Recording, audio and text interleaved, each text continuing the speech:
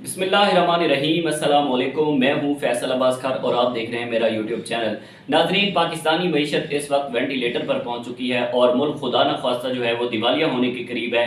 State bank ने भी हाथ खड़े कर दिए हैं कि हम किसी किस्म की मार्केट के अंदर इंटरवेंशन नहीं करेंगे। अगर हम बैंकर्स के पास जाते हैं तो बैंकर कहते हैं हमारे पास डॉलर्स मौजूद नहीं हैं। स्टेक होल्डर्स के पास जाते हैं तो वो कहते हैं कि बैंकर्स ने बुरा हाल कर रखा है।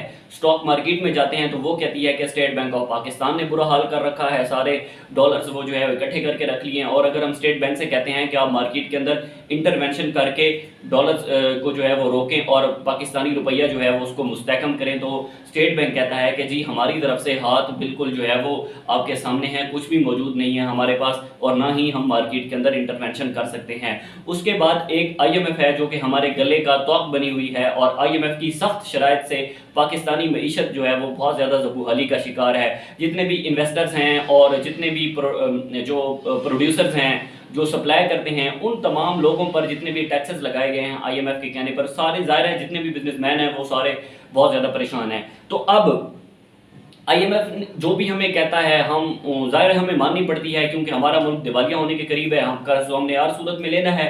कल की खबर है कि जनरल कमर जावेद बाजवा साहब वो भी जो है वो IMF से उन्होंने रिक्वेस्ट की है कि आप हमें जो है वो कर्ज दें, हमारी जो किस्त है वो हमें फराहम करें ताकि हम जो है वो मुल्क को दिवालिया होने से बचा सकें। तो ऐसी बहुत सी सूरत हाल है। अब बात यह है कि क्या कोई ऐसे मुल्क भी हैं जिन्होंने IMF के सामने जो बिल्कुल डट के खड़े हो गए थे, चाहे जो भी हो जाए हम IMF को कर्ज वापस नहीं करेंगे, क्योंकि उन लोगों के भी माजी हुक्मरानों ने कर्ज लिए थे सारे। हाँ जी, ऐसे अब हमने एक रिसर्च की है, उस रिसर्च के मुताबिक कुछ ऐसे ममालिक भी हैं जो IMF के सामने बिल्कुल डट गए थे कि हमने कर्ज किसी सूरत में अदा नहीं करना, चाहे जो भी हो जाए। इनमें सबसे पहले जो एग्जाम्पल है वो है हमारे पास ब्राजील की। ब्राजील पर तकरीबन 130 बिलियन डॉलर का कर्ज था और वो उस वक्त अदा नहीं कर सकते थे, उनके पास भी डॉलर्स मौजूद नहीं थे। उनका मुल्क जो है वो भी दिवालिया होने के करीब था और उन्होंने यूरोपियन यूनियन, IMF, अमेरिका और इन तमाम इदारों से रिक्वेस्ट की और रिक्वेस्ट ये की कि हमारे पास कुछ भी मौजूद नहीं है, ना ही तो हम प्रोडक्शन कर सकते हैं, ना ही तो इन्वेस्टर आ रहे हैं, ना ही तो हमारी मार्केट जो है उसके अंदर स्टेबिलिटी है। तो आप ऐसे करें कि हमारा जो कर्ज है उसको डेफर कर दें। तो जिस पर अमेरिका और यूरोपियन यूनियन ने एतराज उठाया कि हम किसी सूरत में आपका कर्ज डेफर नहीं कर सकते, आपको ये हर हाल में और सूद समेत वापस करना होगा। इसके बाद ब्राजील ने क्या किया? ब्राजील के पास लिंक्स ऑफ द अर्थ ऐसे जंगलात मौजूद हैं जो कि पूरी यूरोपियन यूनियन को ऑक्सीजन फराहम करते हैं। तो उन्होंने कहा कि अगर आप हमारा ये कर्ज डेफर नहीं करते, हमारी ये जो किस्त है इसको ख़त्म नहीं करते, तो हम इन लिंक्स ऑफ द अर्थ के जितने भी दरख्त हैं इनको हम काट काट के आपको बेच देंगे और आपकी किस्त अदा हो जाएगी। जिस पर यूरोपियन यूनियन और अमेरिका ने बहुत ज़्यादा एतराज़ उठाया कि अगर ये वाले दरख्त जो है वो काटे गए तो फिर होगा ये कि ऑक्सीजन की कमी हो जाएगी और इंसानों का यहाँ पर जिंदा रहना बहुत मुश्किल हो जाएगा। इस शर्त को मद्देनज़र रखते हुए अमेरिका ने और यूरोपियन यूनियन ने ये फैसला किया कि इनका कर्ज जो है वो 10 साल के लिए डेफर किया जाए और जो ब्राज़ील है उस पर किसी किस्म का सूद नहीं होगा। तो हुआ ये कि उनका कर्ज 10 साल के लिए डेफर किया गया। डेफर करने के बाद उन पर किसी किस्म का सूद नहीं लिया गया। बाद में उन्होंने जब 10 साल का उनको मौका मिल गया तो उन्होंने अपनी मईशत को मुस्तहकम कर लिया। उसके बाद हमारे पास एक और एग्जाम्पल जो है वो एक्वाडोर की है। अब एक्वाडोर पर तकरीबन जो है वो 120 बिलियन डॉलर का कर्ज था और वो उनका मुल्क भी तकरीबन जो है वो डिफॉल्ट करने के करीब था, जिससे बचने के लिए उन्होंने अपनी कौमी असम्बली में एक बिल पास किया। वो बिल ये था कि माजी के जितने भी हुक्मरान थे, जितनी भी हुकूमतें थी, उन्होंने जो कर्ज लिया वो कर्ज हम जो है वो वापस नहीं करेंगे।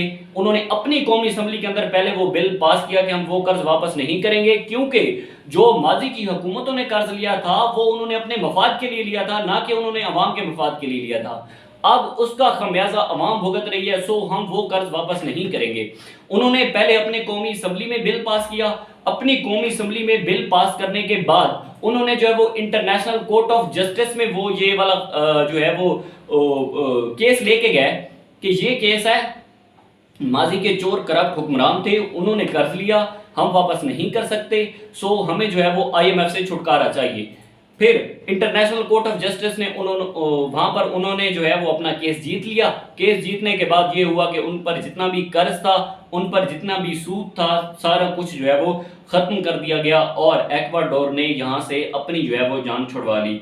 उसके बाद ارجنٹائن کی اگزامپل ہمارے پاس موجود ہے۔ ارجنٹائن میں پچھلے دنوں ہم نے دیکھا کہ ہزاروں لوگ آئی ایم ایف کے جو ہے وہ احتجاج میں باہر اپنی سڑکوں پر نکل آئے کہ یہ آئی ایم ایف نے ہمارے ساتھ کیا کر دیا۔ ایک خفیہ ڈیل ہوئی، خفیہ ڈیل میں $56 بلین کا جو ہے وہ تاریخی قرض آئی ایم ایف نے ارجنٹائن کو دیا، اور عوام بہت زیادہ پریشان تھی کہ یہ جو قرض دیا گیا ہے یہ ہمیں جو ہے وہ غلام بنانے کے سلسلے میں دیا گیا ہے کہ خدا نخواستہ اگر کل ہم یہ قرض واپس نہیں کر سکیں گے تو آئی ایم ایف کو اور زیادہ سے زیادہ وہ ہم پر جو ہے وہ شرائط ڈالتا جائے گا اور ہماری زندگی اجیرن بن جائے گی، جس پر انہوں نے بہت زیادہ احتجاج کیا۔ اپنی سڑکوں پر خفیہ ڈیل ہوئی ہے، خفیہ ڈیل ہونے کے بعد عوام کو پتہ چل گیا، عوام نے بہت زیادہ احتجاج کیا۔ احتجاج کرنے کے بعد پھر جب ماحول بہت زیادہ ہائپ کریٹ ہو گئی، ملک کے اندر بہت زیادہ انسٹیبلٹی ہو گئی، مار کٹائی، اور جو جتنے بھی وہاں کی حکومت ہے، گورنمنٹ ہے، ان تک لوگ پہنچنے لگ گئے، تو پھر آئی ایم ایف نے یہ کیا کہ نظر ثانی کی اور ان کی معیشت کی بہتری کے لیے کچھ اقدامات کیے۔ اس کے بعد یونان کے ساتھ بھی آئی ایم ایف نے کچھ ایسا ہی کیا۔